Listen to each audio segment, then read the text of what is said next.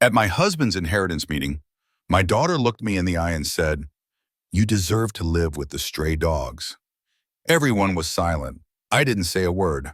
I just stood up, closed my folder, and walked out. 3 days later, they got a surprise. "Prid, but I'm glad you're here. Follow my story until the end and comment the city you're watching from so I can see how far my story has reached."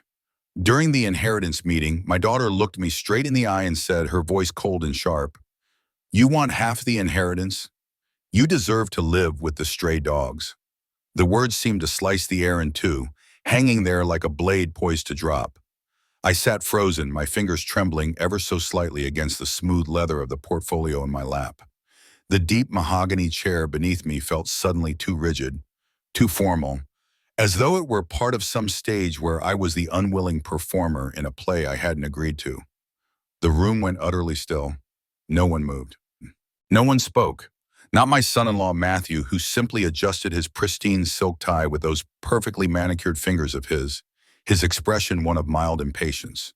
Not Mr. Patterson, the family lawyer, whose eyes instantly became deeply invested in the stack of papers before him, as though they contained the secrets of the universe. Not even my sister-in-law, Judith, the woman who, for decades, had claimed to love me like a sister, could meet my eyes. Their silence said more than words ever could. I looked at my daughter's face, my only child. I searched desperately for some flicker, some trace of the little girl who once crawled under my blankets during thunderstorms, clinging to me until she fell asleep. But all I saw now was an icy distance in her expression, a glint of the same steel blue eyes she had inherited from her father, stripped of warmth. "Nancy," I said quietly, surprised at how steady my voice sounded, "I only want what Richard and I agreed upon. The house we built together, half of our savings. That's all." Matthew's scoff cut across my words. Sliding an arm around Nancy's shoulders, he said smoothly, "Brenda, be reasonable. Nancy is Richard's daughter, his only child. This inheritance should stay in the bloodline. As though I were a stranger who had stumbled into their lives. As though I hadn't been Richard's wife for 43 years. As though I hadn't worked 2 jobs to put Nancy through medical school. As though I hadn't sacrificed every dream, every ounce of energy for her future." I closed the portfolio with deliberate care, holding on to the last shred of dignity I could muster. Without another word, I rose from my chair, smoothing the wrinkles in my simple navy dress, the one I had bought on clearance to wear to Richard's funeral. My footsteps were silent as I walked toward the door. No one called after me. The elevator ride down 16 floors felt endless. I stared at my own reflection in the mirrored wall, a 65-year-old woman, hair streaked with silver, faint lines etched around her eyes from years of worry. My shoulders sagged, worn down from decades of carrying burdens that were never truly mine alone. Outside, the crisp autumn air met my skin, cooling the heat of humiliation still burning on my cheeks. I walked 6 blocks before I even realized I had no idea where I was going. My home, or rather, Richard's home, as Nancy so pointedly saw it, was a 30-minute drive away. The home where I had planted flowers every spring, where I had nursed Richard through the slow agony of his illness, where every corner whispered memories of the life we had built. I found a bench in a small park and sat, watching mothers push strollers and office workers rushing by with paper coffee cups in hand. Ordinary people living ordinary lives, not women who had just been discarded by their only child. My phone buzzed, a message from Nancy. "Mom, we need to wrap this up quickly. Sign the papers Patterson sends over. Matthew knows a buyer for the house." No apology, no acknowledgement of the cruelty of what she'd said earlier. Just business. And then, without my permission, another memory surfaced. Nancy at 17, calling me at work, her voice tight with panic. "Mom, I wrecked the car. Dad's going to kill me." I'd left work early, losing a day's pay to get there before Richard found out. I'd paid for the repairs myself, using the money I'd been saving for a community college course I'd wanted to take. It had been one sacrifice out of hundreds. Years of putting Nancy first, of working night shifts at the hospital so I could be home when she got back from school, of stretching every dollar so she could have dance lessons, science camp, the right clothes. I reached into my wallet and pulled out a worn photo. Nancy, beaming in her medical school graduation gown, standing between Richard and me. I could still hear her voice from that day. "I couldn't have done it without you guys," she'd said, squeezing my hand. When had that girl disappeared? When had money begun to matter more than family? Was it Matthew's influence, his old money background, and his quiet disdain for anyone who had to work for what they had? Or had that seed always been there, planted by Richard's indulgence over the years? I decided I would give myself 3 days. 3 days to decide what to do next. 3 days to accept that the daughter I had raised now believed I deserved to live among stray dogs rather than receive my fair share of the life Richard and I had helped build. I stood from the bench, suddenly aware of curious eyes glancing my way. An old woman crying in public. Richard had always disapproved of public displays of emotion. My phone buzzed again. This time it was Matthew. "Nancy's upset. Sign the papers, Brenda. Don't make this harder than it needs to be." I switched the phone off and slipped it into my purse. Then, without looking back, I began walking toward the bus stop. I paused, staring at the notepad where I'd been calculating exactly how much money I still had tucked away in my personal bank account. The one Richard never knew existed. The one where I'd been quietly setting aside small amounts for years. It wasn't a fortune, not by any stretch, but it was enough to secure a modest apartment. Maybe even enough to start over at 65. What Nancy and Matthew didn't know, what no one knew, was that I had my own surprise waiting. One that would change everything in precisely 3 days. That night, my little apartment felt emptier than usual. I'd moved in 6 months earlier, right after Richard's diagnosis, when the constant strain with Nancy and Matthew had become too much to bear. At the time, I told myself it was only temporary, just until Richard recovered. But Richard never recovered. I made myself a cup of chamomile tea and settled by the window, watching as the streetlights blinked on one by one. The building wasn't anything fancy, but it was clean, with a quiet dignity to it. Most of the residents were either retirees or young people just starting out. No one here asked questions. No one knew I was Richard Harrington's widow, the Richard Harrington who had built one of the most successful construction companies in Ohio before selling it 5 years ago. The tea cooled untouched in my hands as I reached under the bed and pulled out a weathered shoebox. Inside lay fragments of a life Nancy knew nothing about. Faded photographs, yellowed letters, brittle documents I had guarded for decades. On top was a picture from our wedding day. Richard and I were both 22, brimming with dreams. I traced my fingertip over his handsome face, remembering how completely I had fallen for his charisma and ambition. I had been working as a nurse when we met, but once Nancy was born, Richard insisted I give it up. "My wife doesn't need to work," he used to say proudly to anyone who would listen. What no one else saw was how quickly that pride turned into control. I found another photo, Nancy's 5th birthday. She was beaming at the camera, clutching the beautiful doll Richard had bought her. The picture didn't show the fight the night before when I'd suggested the doll was far too expensive. It didn't show the bruise on my arm the next day, carefully hidden beneath a cardigan. "You always were good at hiding things, Brenda," I murmured to myself. The shrill ring of the phone startled me. Nancy's name lit up the screen. I let it go to voicemail, but listened immediately after. "Mom, this is ridiculous. You can't just walk out of a meeting like that. It's embarrassing." Her voice was tight, impatient. "Call me back. We need to sort this out before you make things worse." Make things worse. The words almost made me laugh. What could possibly be worse than having your only child imply you belong in a shelter with stray dogs? I set the phone down and picked up another photo. Nancy on her wedding day 5 years ago. She looked stunning, radiant even, but I remembered the tension humming beneath the surface. Matthew's family had orchestrated every last detail, making it painfully clear that it was the Harrington name they wanted, not the mother of the bride. Richard had gone along with it, thrilled to impress his wealthy new in-laws. My role had been reduced to little more than smiling politely and writing checks.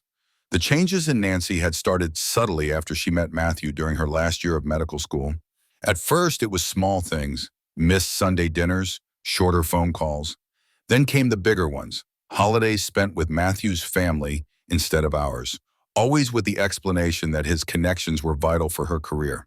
By the time they were married, Nancy had morphed into someone who seemed to see me as nothing more than an obligation. Richard never seemed to notice, or maybe he simply didn't care. His attention was fixed entirely on his business and impressing his son-in-law. I sipped my cold tea, my mind drifting to the worst betrayal of all.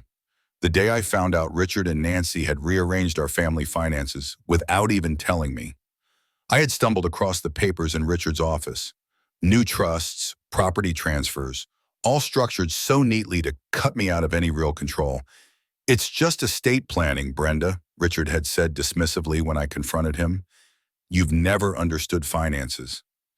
Nancy and Matthew thought this would be simpler for everyone. Simpler for everyone but me. The harsh buzz of the apartment intercom pulled me from my thoughts. At this hour, I approached it with caution. "Brenda, it's Ellen from across the hall. Can I come up? I have something important to tell you." Ellen was the only neighbor I'd gotten to know, a retired school teacher with sharp eyes and an even sharper mind. I buzzed her in. "I saw you on the news," she said the second I opened the door, wasting no time. "Just a glimpse of you leaving the Wentworth building downtown.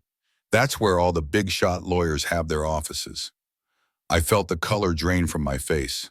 The local station had been covering a charity event there earlier that week. I'd hoped I'd gone unnoticed. "You were in the background," Ellen continued, "but I'd know you anywhere." She studied me closely. "You looked upset. Is everything all right?" I hesitated, then motioned for her to come in and sit. In the 6 months I'd known Ellen, she had never once pried into my past. She knew only that I was a widow, nothing more. But there was something about her manner, direct yet unintrusive, that made me. Her concern slipped past the walls I had so carefully built around myself. "My husband died 3 months ago," I said quietly, almost tasting the weight of those words again. Today was the reading of his will. Ellen stayed silent, her kind eyes locked on mine, urging me to go on. "He left nearly everything to our daughter and her husband." My voice cracked. When I asked why, my daughter told me, "I'd rather live with stray dogs than take what's rightfully yours." Hearing it out loud again felt like tearing the wound open all over. Ellen's eyes widened in disbelief. "That's horrible, Brenda. Just horrible." She shook her head slowly. Why would she say something like that? I drew in a deep breath, heavy and tired. Money changes people, or maybe it just strips away the masks so you see who they really are. Ellen leaned closer. "And what are you going to do about it?" The question caught me completely off guard. In 43 years of marriage, hardly anyone had ever asked what I wanted to do. It had always been about Richard's wishes, Nancy's needs, and keeping the peace, keeping everyone else comfortable. "I'm going to fight," I said, surprising myself with the steadiness in my voice. "Not just for the money, though God knows I've earned my share, but for my dignity." Ellen's lips curved in a small, approving smile. "Good. And how exactly do you plan to do that?" For the first time that day, I felt my own smile forming. I thought of the small locked safe in my bedroom and the sealed envelope in Votoum. Signed, the one Richard's old friend and business partner, Jack, had handed me exactly 1 week before the will reading. "In 3 days," I said softly, "Nancy and Matthew will find out that Richard left them more than just his money. He left them a time bomb, and I'm the only one who knows how to defuse it." Ellen raised an eyebrow, intrigued. "Do tell." But some truths weren't ready to be shared. Not yet, not even with a friendly neighbor. "Let's just say," I replied, "my husband may have finally done right by me, even if it happened after his death." When Ellen left, I returned to the shoebox in the corner of my closet. At the bottom was a single photograph. Richard and Jack standing side by side, shovels in hand, at the groundbreaking of their first big project 30 years ago. Jack had seen things. He'd seen how Richard treated me behind closed doors. And though he'd never said much, he'd always found quiet ways to look out for me. It was Jack who had slipped me that envelope, telling me to open it only if things went badly at the will reading. Tomorrow, I would open it. Tomorrow, I would take the first step toward reclaiming what should have been mine all along. The morning light spilled through my thin curtains as I sat at my small kitchen table, the sealed envelope resting before me like it had been waiting its entire life for this moment. Sleep had not come easily. My dreams had been filled with Nancy's cold, flat stare and Richard's disapproving frown, the same one I'd endured for decades. Now, with hands that trembled despite my resolve, I broke the seal. Inside was a neatly folded, handwritten letter and a USB drive. Jack's precise penmanship covered the page. Dear Brenda, if you're reading this, then the will reading went exactly as Richard and I feared. I tried for years to talk sense into him about how he treated you, but you know how stubborn he was. It wasn't until he truly understood he was dying that something shifted. One night at the hospital, after you'd gone home to rest, he broke down. He told me he'd been unfair to you, that he'd let Nancy and Matthew influence him far too much. He wanted to make amends, but he was too proud to say it to your face. The drive contains everything you'll need: financial records, property deeds, and most importantly, proof of what Matthew has been doing with company funds. Richard discovered it just 2 weeks before he passed, but was too weak to confront him. He made me promise to give this to you only if they tried to cut you out. He hoped they'd treat you fairly on their own. Clearly, he didn't know his daughter and son-in-law as well as he thought. Call me once you've gone through it. My lawyer is ready. Your friend, always, Jack. I read it twice before lowering the paper, my emotions tangled into a knot. Anger that Richard had waited until his deathbed to admit decades of cruelty, relief that maybe I wasn't as alone as I'd believed, and a low, simmering anticipation about what might be waiting on that USB drive. I woke my old laptop, its fan groaning in protest, and slid the drive into the port. The first folder was labeled Property Deeds. Inside were scanned documents. One in particular caught my eye. A deed to a lake house in Michigan I'd never heard of, purchased 3 years ago, without a single word to me. The second folder held financial statements, accounts I'd never known existed, each with significant balances. The third folder bore a single word: Matthew. I opened it. Dozens of files filled the screen: emails, spreadsheets, scanned records. As I read, my hand flew to my mouth. Matthew had been siphoning money from the family business for years, carefully funneled into offshore accounts.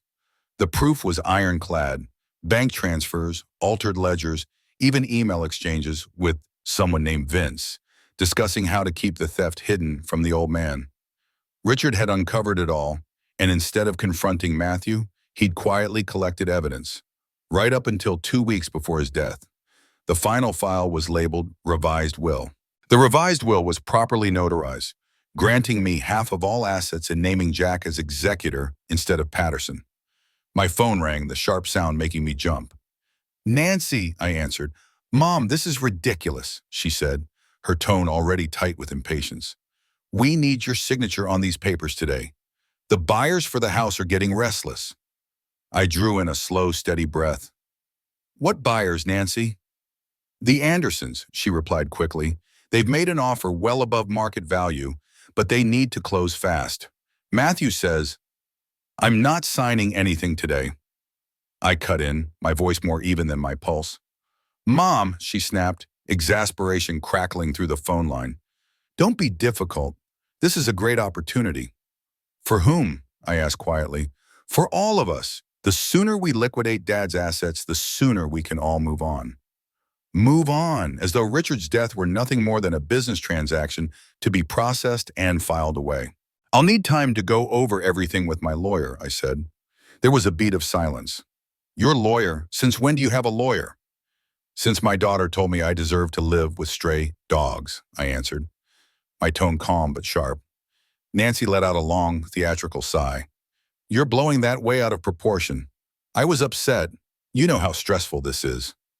Yes, I said evenly. I do know stress. I know what it's like to lose my husband of 43 years and then be told by my only child that I don't deserve my fair share of the life we built together. Mom, I'll call you when I'm ready to discuss this further. I ended the call before she could respond, my heart hammering. I had never spoken to Nancy like that before.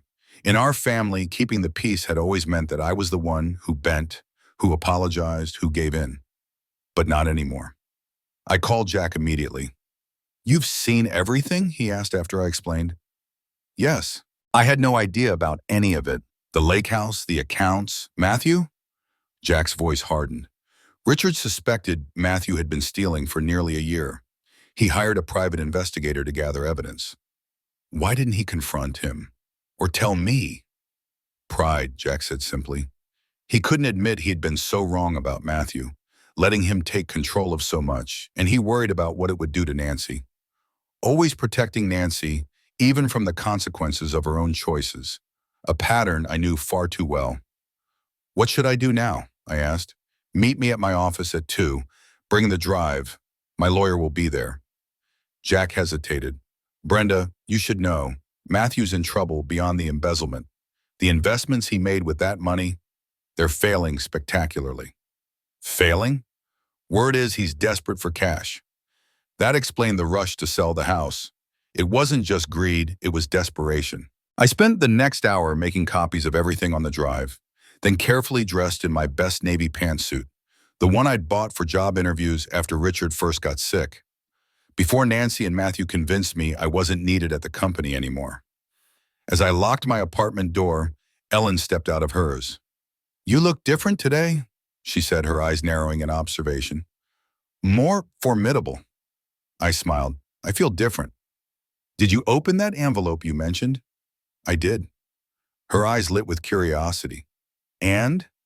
I found out that even after 43 years of marriage, my husband could still surprise me. I checked my watch. I'm sorry, I have to go. I'm meeting with a lawyer. Ellen patted my arm. Go get him, Brenda. On the way to my car, my phone buzzed with a text from Nancy. Matthew's talking to Patterson about having you declared incompetent to make financial decisions. Don't make this harder than it needs to be. A threat, plain and simple. 6 months ago, that message would have gutted me, sent me spiraling into anxiety and self-doubt. But now it only sharpened my resolve. They had no idea what was coming. Jack's office was like stepping into another world. Gleaming wood, polished glass, and a panoramic view of the city skyline.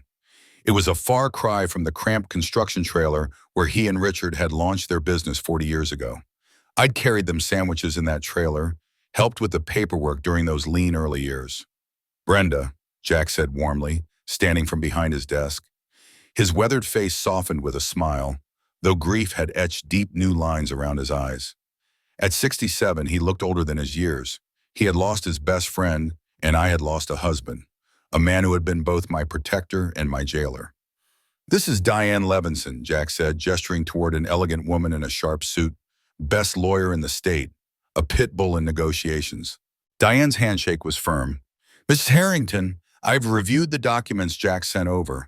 You're in a very strong position. We spent the next hour laying out strategy. The revised will, properly executed and notarized, overrode the one Patterson had presented.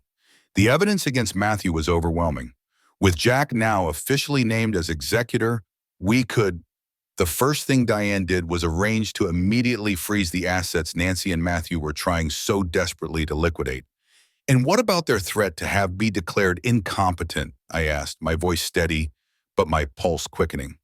Diane's lips curved into a thin, knowing smile. Let them try. I would truly enjoy watching them attempt to convince a judge that a woman who has been independently managing household finances for decades somehow became incompetent. And right at the exact moment they're trying to sell off assets without her consent. My phone wouldn't stop buzzing throughout our meeting. Nancy, Matthew, even Patterson. I ignored every call. Whatever they had to say, they could keep it. As we wrapped things up, Diane's tone grew serious. You should prepare yourself. Once we file these papers, things are going to get ugly. Nancy and Matthew aren't the type to back down without a fight. I've been living with ugly for a long time, I told her, a quiet steel in my voice. At least now, it will be out in the open. Jack walked me to my car afterward. His voice was softer than usual. Richard really did love you, Brenda, in his own broken way.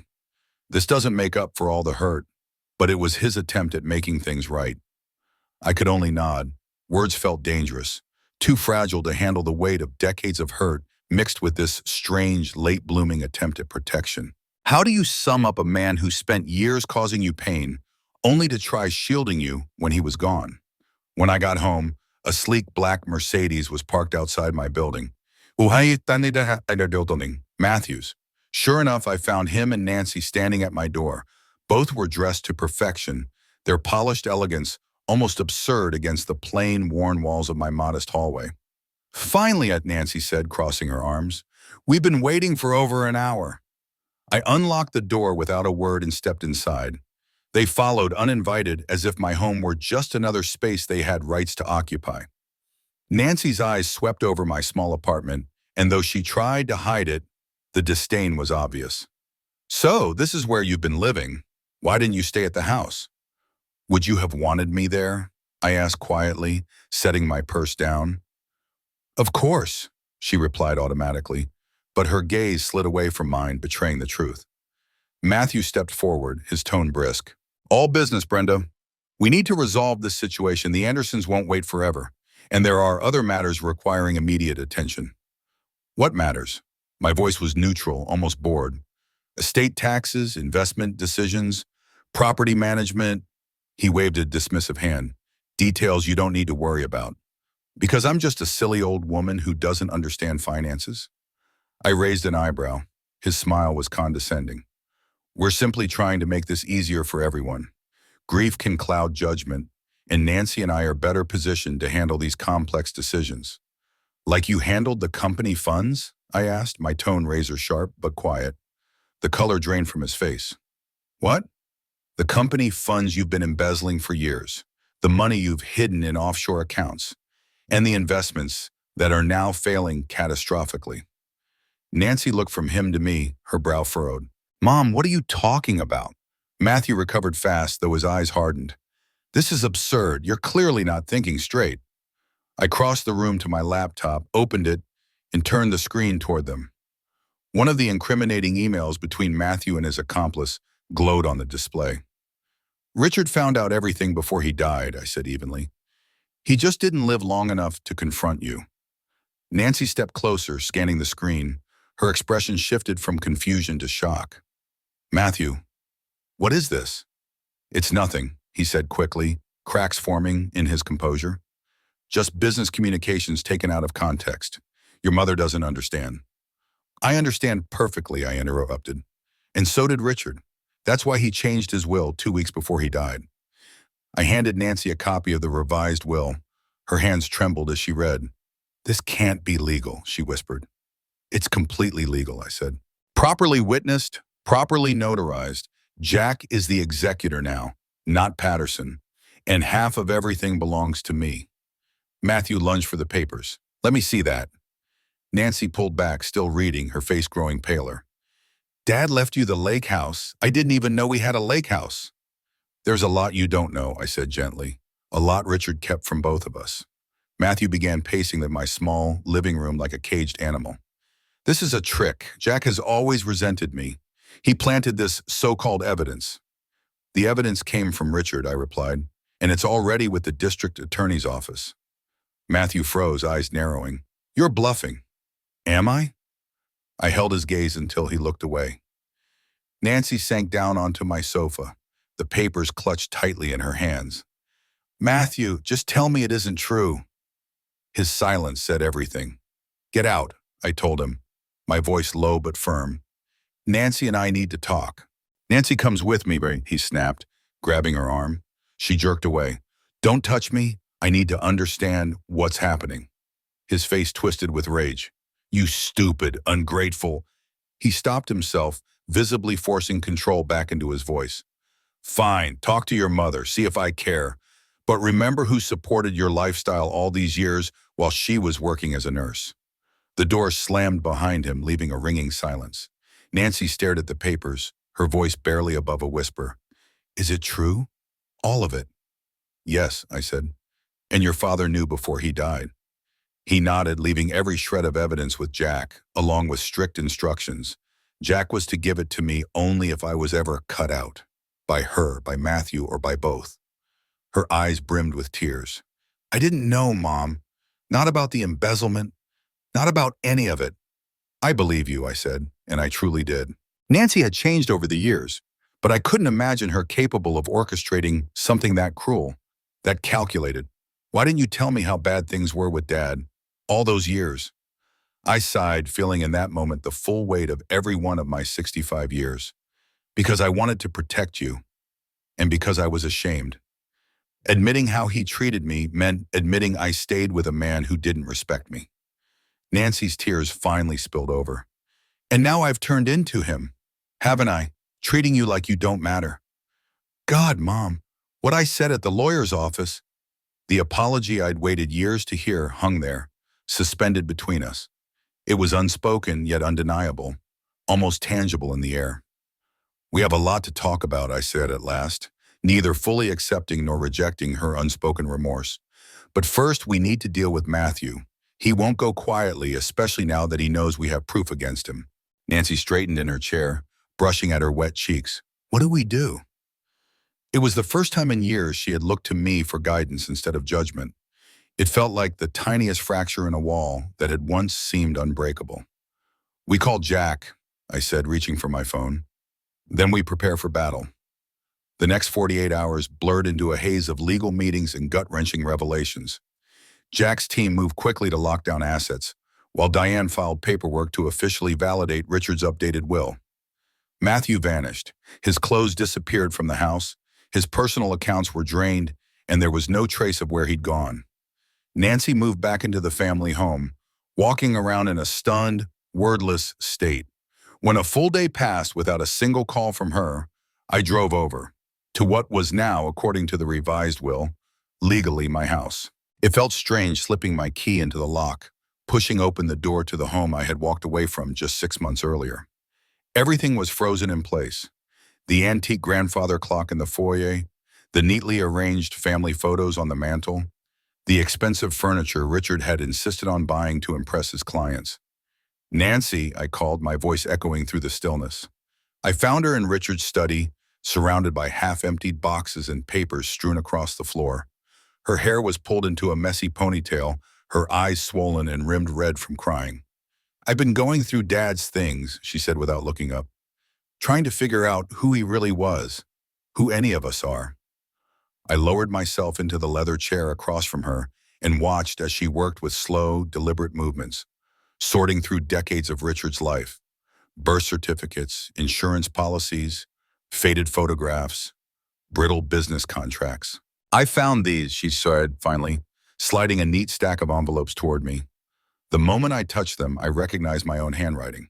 Letters I had written to Richard during our courtship and in the first years of our marriage. Letters full of dreams, hope, and the kind of love that believed it could outlast anything. Letters I had long assumed he'd tossed away without a thought. He kept them all, Nancy said quietly. Every single one. My hands shook as I touched the yellowing paper. I didn't think he cared that much. There's more. She hesitated, then passed me a leather-bound journal. His diary. I probably shouldn't have read it. She gave a helpless shrug. I opened to a page marked with a faded ribbon. Richard's bold, familiar handwriting filled the page. March 15, 2016. The doctors say it's cancer. Stage 4, a year, maybe less. Haven't told Brenda or Nancy yet. Need time to get everything in order. Looking back, I've built something I thought was important. A business, a beautiful house, financial stability. But at what cost? Brenda deserved more than the man I became. I was so focused on winning, on appearances, that I forgot what mattered. Jack was right. I treated her like an employee, not a partner. I let Nancy and Matthew push her aside because it was easier than standing up to them. I've been a coward in ways that would shock anyone who knows me only in business. My fingers trembled as I turned the page. April 3rd, 2016. Told Brenda about the diagnosis today. No tears, just that quiet strength she's always had. She said she'll be with me every step of the way. After all I've put her through, she's still here. I don't deserve her loyalty. Matthew came by later, already talking about reorganizing the company, selling assets. His eagerness feels wrong. I need to keep a close eye on him.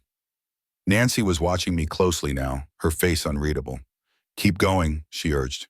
There's more. I flipped ahead, skimming through entries detailing Richard's growing suspicion about Matthew, his unease about the company's finances, his quiet certainty that something was deeply wrong. Then I reached the entry that stopped me cold. May 20th, 2016. Confirmed today. I had known it for months, but seeing it confirmed in black and white still felt like a punch to the gut. Matthew had been stealing from the company, not just a few questionable transactions or small amounts that could be explained away, but millions siphoned off over the past 3 years. He'd gambled with that money, pouring it into reckless investments, and almost all of it was gone. The betrayal was bad enough, but what cut deeper was what came next.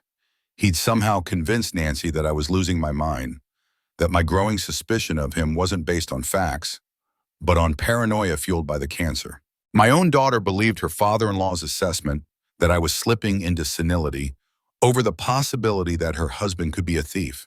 Had I really raised her to be so blind?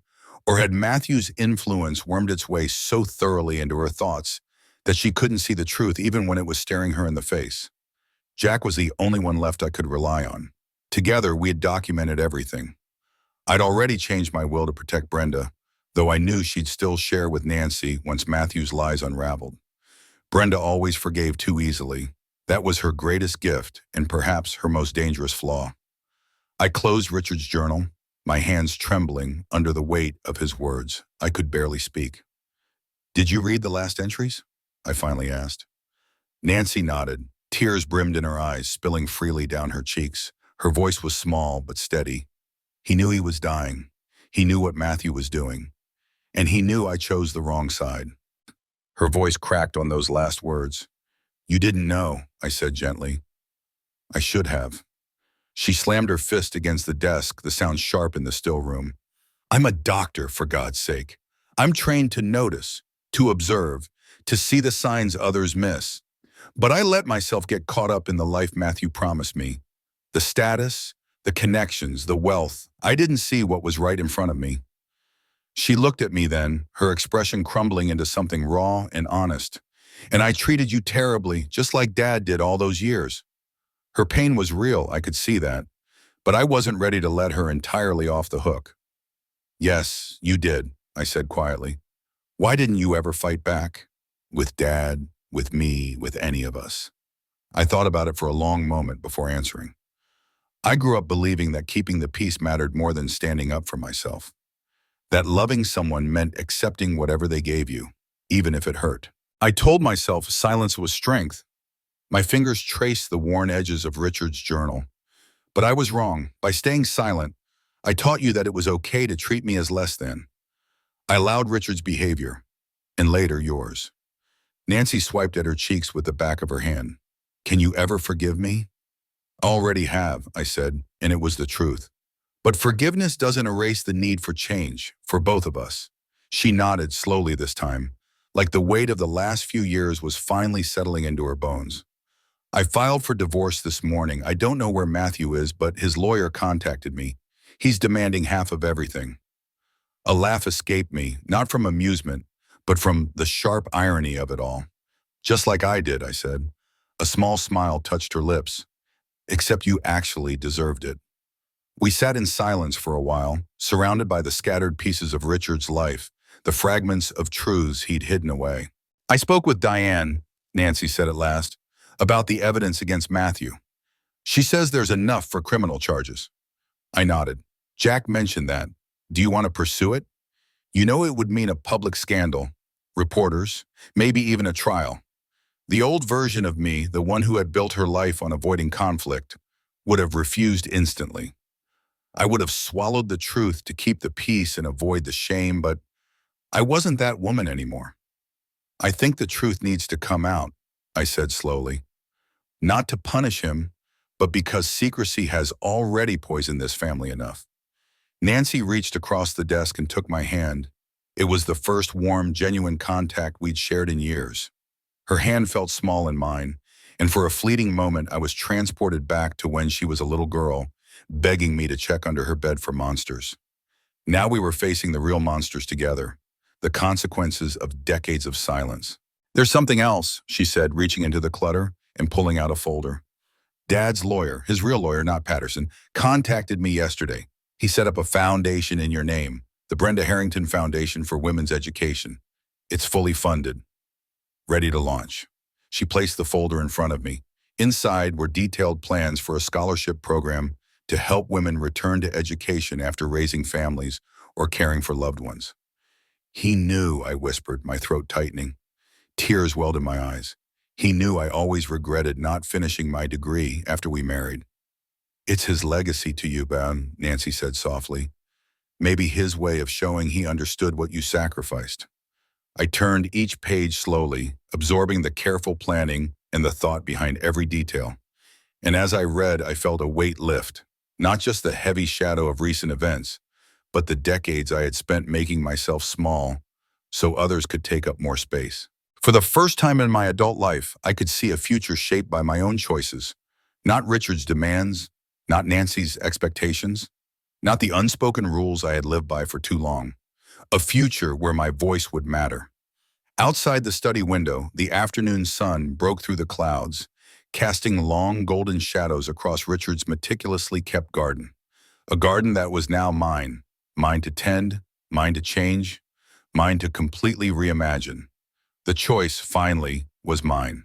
1 year later, I stood at the podium at the community college.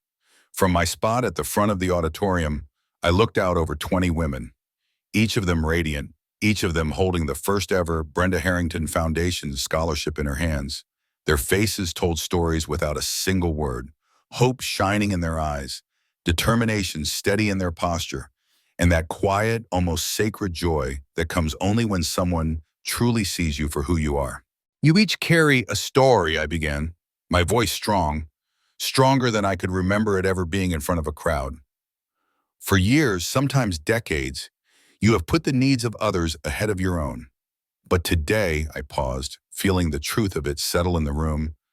Today is your turn to put your dreams first, your education, your future. In the front row, Ellen flashed me a thumbs up. Next to her sat Jack, who over the past year had become more than just a business partner. He'd become a dear and trusted friend. In the back of the room, clipboard in hand, Nancy stood with her usual quiet authority, making sure the event ran like clockwork. She had been instrumental in organizing the entire ceremony. So much had shifted in just 12 months. Matthew had been found in Mexico, trying to carve out a new life with the remnants of the money he'd stolen.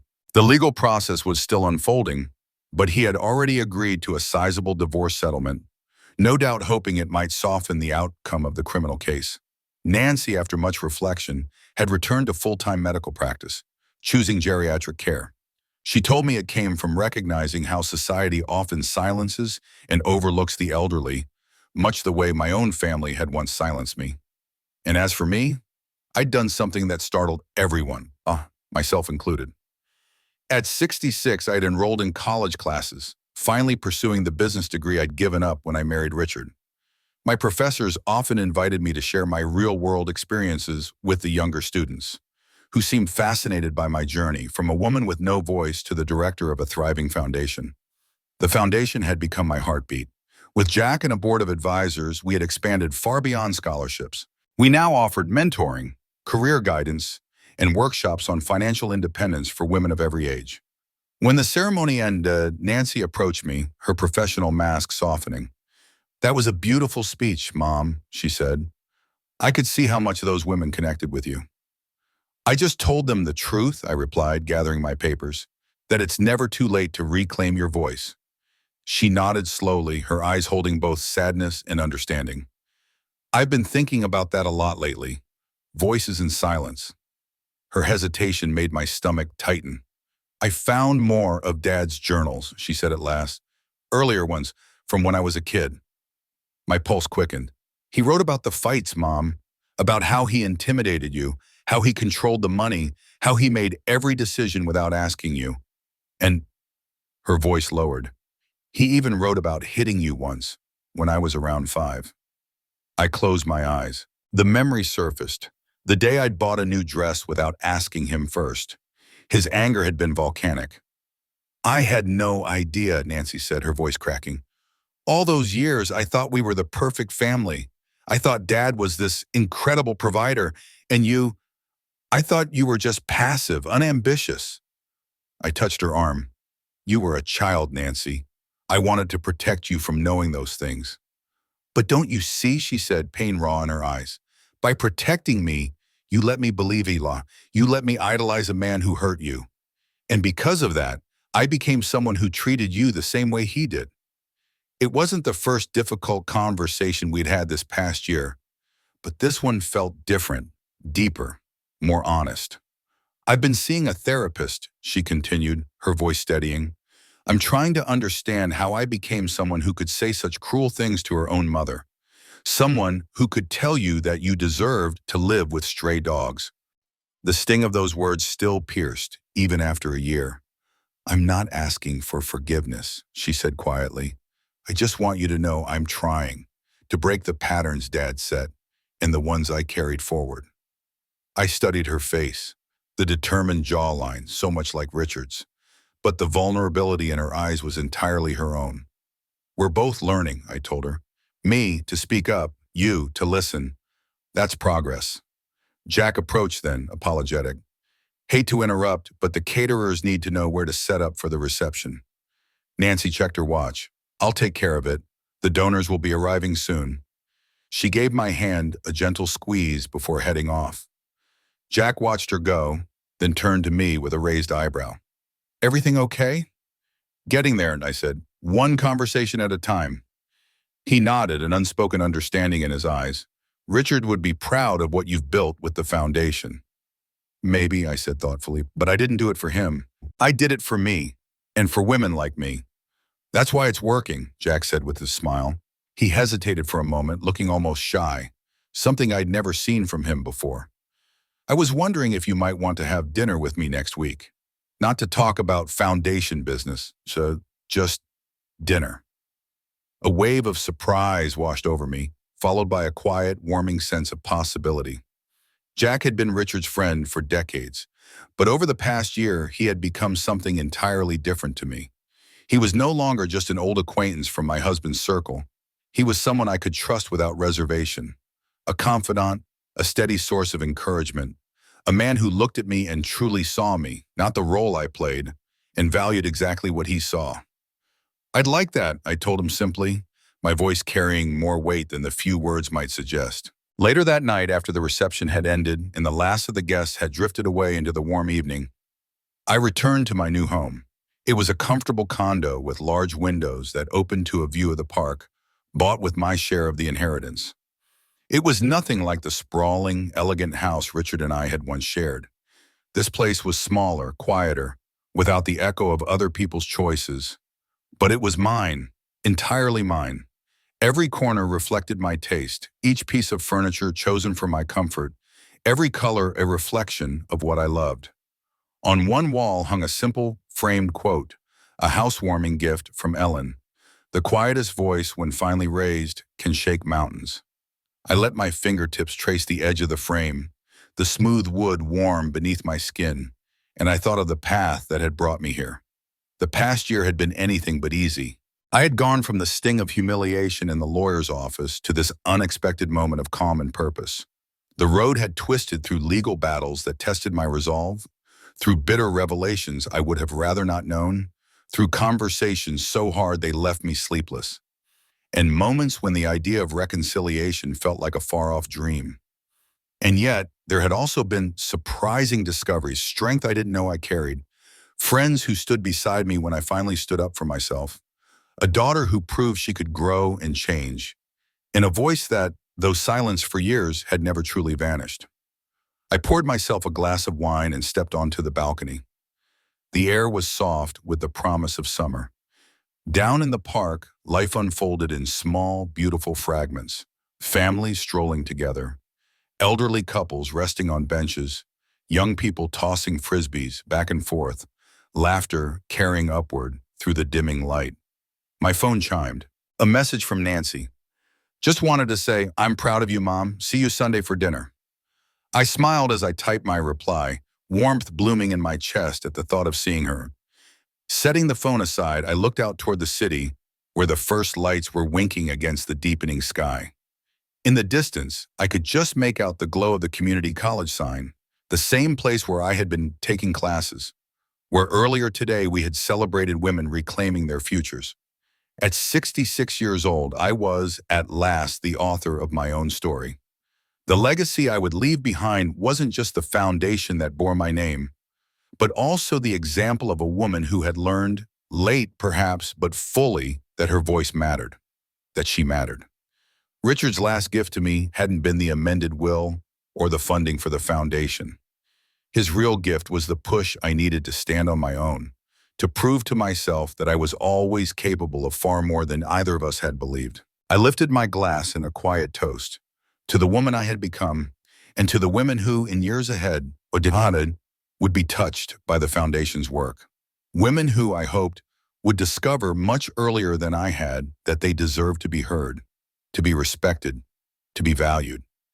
The inheritance that truly counted wasn't written in dollar amounts or sealed with property deeds. It was the dignity I had reclaimed, the voice I had unearthed, and the peace I had made with my past. That was a legacy worth passing on.